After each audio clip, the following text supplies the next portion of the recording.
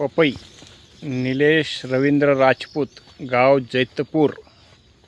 पपई लागवड तारीख 7 मे 2024. पपई लागवड केलेली आहे. पपई 786 पपई आहे.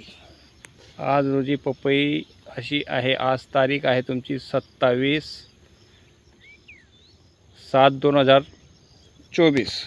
आता यस कल्चरची कमाल तुम्हाला दाखवतो. आता बघा, यस कल्चरमुळे एवढ्या पांढऱ्या मुळ्या आलेल्या आहेत. बघा, पपईच्या पांढऱ्या मुळ्या यस कल्चरमुळे तुम्ही पाहू शकतात. आणि आता म्हणजे नेमकं ह्या बघा पांढऱ्या मुळ्या, जिथं आपलं यस कल्चर पडलेलं आहे त्या ठिकाणी अशा पांढऱ्या मुळ्या आहेत. यस कल्चरमुळे एकदम भयानक रिझल्ट आलेला आहे पपईला. याला फक्त आता 4 दिवसापूर्वी कुठलं खत दिलं आहे? 10-20 बोल.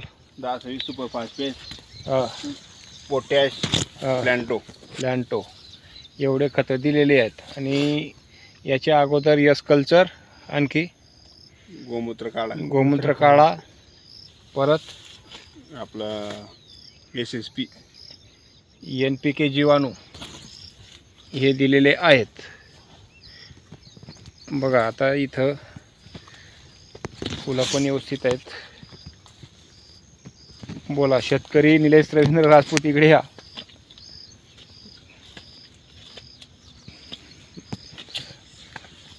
दुसरं कुठली फवारणी घेतली का याच्यावरती? नाही, कुठली नाही. मागे कुठली तरी घेतली होती ना म्हणजे दोंडाच्या ऊन आणलेली? दोंडाच्या आणली घेतली. आता नवीन काहीच नाही. आता यस कल्चरमध्ये यस कल्चर, गोमूत्र काढा, MOP, निंबोडी पेंट हे दिलेलं आहे. बस. आज रोजी अशी पपई यस कल्चरवरती. म्हणजे यस कल्चरचं मेन म्हणजे ना, तुम्हाला पांढऱ्या मुळा एकदम ॲक्टिव्ह आहेत बरं का. तुम्ही पाहू शकता पांढऱ्या मुळा. बघा, हे सगळ्यांनी व्यवस्थित पहा. एकदम म्हणजे पपई एकदम निरोगी आहे. मी कधी म्हणजे यायचा विचार करत होतो आणि दोंडाच्याहून त्यांनी हा स्प्रे आणलेला होता. एवढा एकच प्रिव्हेंटिव्ह म्हणून स्प्रे दिलेला आहे त्यांनी. बस.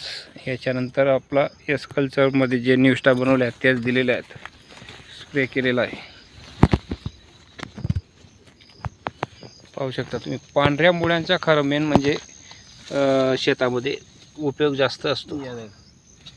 या बघा, पांढऱ्या मुळ्या, तंतोतंत पांढऱ्या मुळ्यात यस कल्चरमुळे एवढ्या पांढऱ्या मुळ्या झाल्या आहेत. आपण किती भी मायक्रोरायझा सोलला तेवढ्या मुळ्या बनणार नाही, पण यस कल्चरमुळे एवढ्या पांढऱ्या मुळ्या बनतात हे निश्चित झालं. आता बघा, पपई एक तुम्ही पाहू शकता.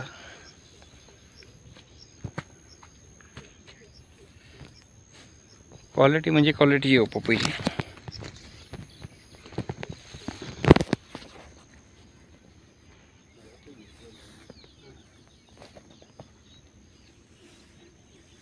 यस कल्चरचा वापर करा, खूप फायदा आहे यस कल्चरमध्ये.